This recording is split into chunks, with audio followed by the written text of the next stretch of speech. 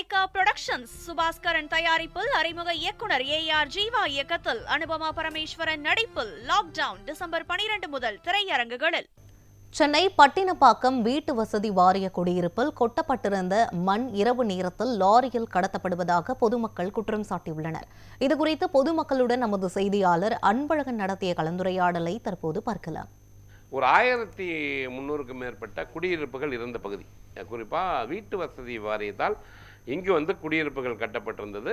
அந்த பழுதடைந்த காரணத்தால் அந்த குடியிருப்பு பகுதியை முழுவதுமாக இடித்துவிட்டு புதிய பில்டிங் கட்டதாக சொல்லியிருந்திருக்காங்க முதல்ல. ஆனால் இல்லை, தற்போது கட்டாமல் இருக்காங்க.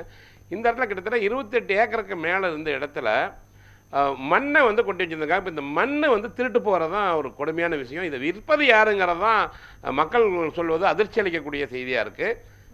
10 மணிக்கு மேலே லாரியை சிட்டிக்குள்ளே வருவாங்க. 10 மணிக்கு மேலே மண் அள்ளுறாங்க. அது எப்படி இதுன்னா, மண்ணள்ளி வெளியில் கொண்டு போய் ஒரு லோடு 6000 7000ன்னு விற்கிறாங்க.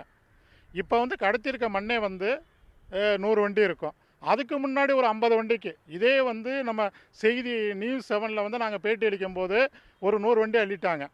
மறுபடியும் இப்போ மீண்டும் முந்தா நாள் நைட்டு 2 கிட்டாச்சி இறக்கி இப்போ ஒரு 100 லோடு எடுத்திருக்காங்க. அதுக்கு பின்னாடி நாங்கள் அதிகாரிகளுக்கு ஏன்னா ஃபோன் மூலமாகவும் வாட்ஸ்அப்பு மூலமாகவும் புகார் அளித்ததன் பிறகு நேற்று இரவு எடுக்கலாம். ஏன்னா இதுக்கு போலீஸ் கம்ப்ளைண்ட் கொடுத்துருக்கான்னு கேட்டால் போலீஸ் கம்ப்ளைண்ட் கொடுத்ததாகவே தெரியல.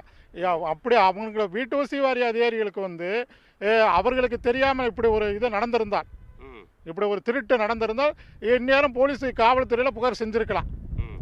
ஆனால் அவங்க சொல்கிறது பூரா எம்எல்ஏ சொன்னார், அது சொன்னார். எம்எல்ஏ பேரை தவறுதலாக பயன்படுத்துகிறாங்க. இது அந்த எம்எல்ஏ தெரிஞ்சுக்கிறணும். உண்மையாக பொய்யாங்கிறது அவர் நடவடிக்கை எடுக்கணும்.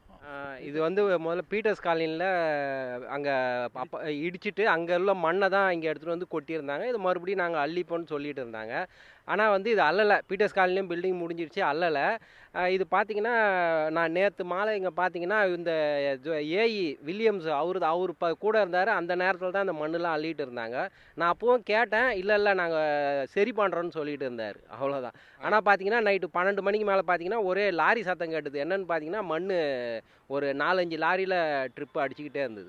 லோக்கல் அன்றைக்கி போலீஸ் இருந்தார், அவர்கிட்ட கேட்டேன், தெரியலப்பா அப்படின்னாரு. எனக்கு கம்ப்ளைண்ட் வந்தால் தானே நாங்கள் இது பண்ண முடியும் அப்படின்னு அவர் சொன்னார். இதுலேருந்தே தெரியுது எதுவும் கம்ப்ளைண்ட்டு யாரும் பண்ணலன்னு தெரியுது. காம்பவுண்ட் சுவர் கம்ப்ளீட்டாக அமைக்கணுன்றது தான் எங்களுடைய கோரிக்கை.